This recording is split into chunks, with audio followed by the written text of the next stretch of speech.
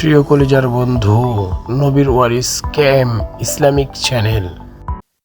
আসসালামু আলাইকুম রহমতুল্লাহ। উপস্থিত মুসল্লানে আইজম এবং আমার প্রিয় দেশবাসী,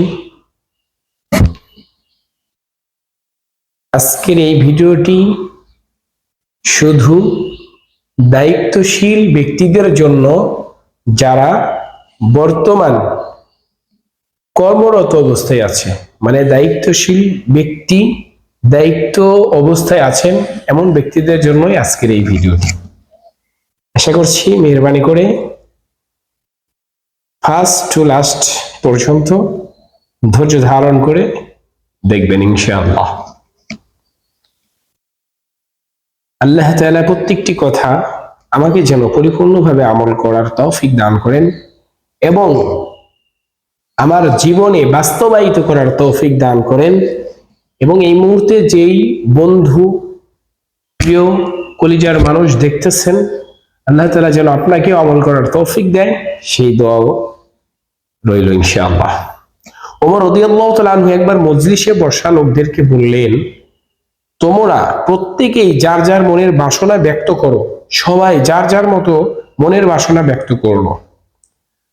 সবশেষে ওমর রাদিয়াল্লাহু তাআলা আনহু বললেন, আমার বাসনা হলো যদি ঘর ভর্তি আবু উবাদার মতো লোক থাকতো।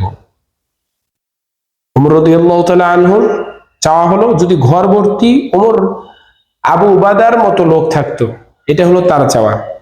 তাহলে এখন বলতে পারেন আবু উবাদার কেমন লোক ছিল? আজকের এই ভিডিওটি পরিপূর্ণ দেখলে সেটাই জানতে পারবেন ইনশাআল্লাহ।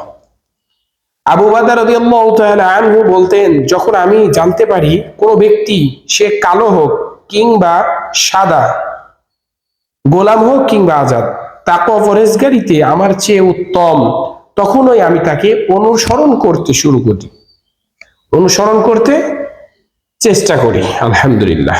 মুসলিম জাহানের খলিফা ওমর রাদিয়াল্লাহু তাআলা আনহু যখন সিরিয়ায় এলেন, তখন তার সঙ্গে সাক্ষাৎ করতে শহরের গণ্যমান্য অনেক ব্যক্তিবর্গ আসলেন। ওমর রাদিয়াল্লাহু তাআলা জিজ্ঞেস করলেন, আমার ভাই কোথায়? লোকেরা বলল, কার কথা জিজ্ঞেস করছেন? তিনি বললেন, আবু উবাদার কথা।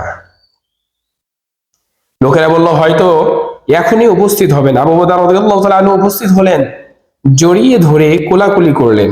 ওমর রাদিয়াল্লাহু তাআলা আনহু বললেন, আমাদের তোমার ঘরে নিয়ে চলো। ওমর রাদিয়াল্লাহু তাআলা আনহু আবু উবাদার কাছে বলতেছেন যে আমাদেরকে তোমাদের বাসায় নিয়ে চলো, বাড়িতে নিয়ে চলো। তখন নিয়ে গেলেন। ঘরে প্রবেশ করে দেখলেন ঢাল, তলোয়ার আর বাহন ছাড়া ঘরের ভিতরে আর কিছুই নেই।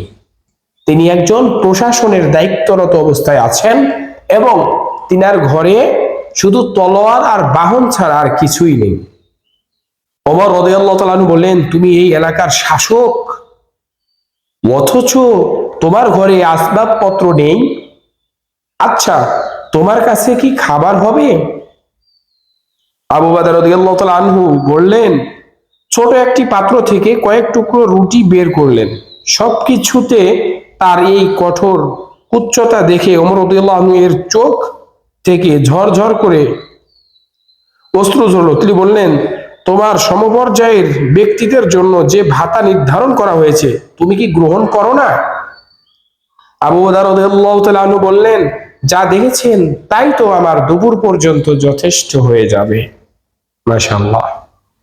ওমর রাদিয়াল্লাহু আনহু অশ্রু মুছতে মুছতে বললেন, দুনিয়া আমাদের সবার মাঝে পরিবর্তন এনেছে, কিন্তু তোমার মাঝে কোনো পরিবর্তন আনতে পারেনি। আবু উবাদা রাদিয়াল্লাহু তাআলা আনহু তার মাঝে কোনো পরিবর্তন আনতে পারেনি। তিনি ছিলেন অত্যন্ত উদার ও দানশীল। তিনি ছিলেন জুহুদ ও দানের অনন্য নিদর্শন। একবার ওমর রাদিয়াল্লাহু তাআলা আনহু এই দরিদ্রতা বা অসহায়ত্ব দেখে ওমর রাদিয়াল্লাহু আনহু পুটলিতে 400 দিনার পরিপূর্ণ করে খাদেমকে আদেশ দিলেন, এগুলো আবু উবাদাকে পৌঁছে দিও, আর আড়াল থেকে দেখো এগুলো দিয়ে কি করে। গোলাম দিনারগুলো নিয়ে আবু উবাদা রাদিয়াল্লাহু তাআলা আনহুকে দিয়ে বলল, আমিরুল মুমিনিন আপনাকে এগুলো প্রয়োজনে খরচ করতে বলেছেন। আবু বকর রাদিয়াল্লাহু তাআলা আনহু হাতে নিয়ে বললেন, আল্লাহ তার প্রতি রহম করুন, আল্লাহ তাআলা তার প্রতি রহম করুন। তার জন্য রহমতের দোয়া করে দিলেন আবু বকর। বাদীকে ডেকে বললেন, যাও 7 দিনার অমুককে দাও, ওই 5 দিনার অমুককে দাও, এই 3 দিনার অমুককে দাও।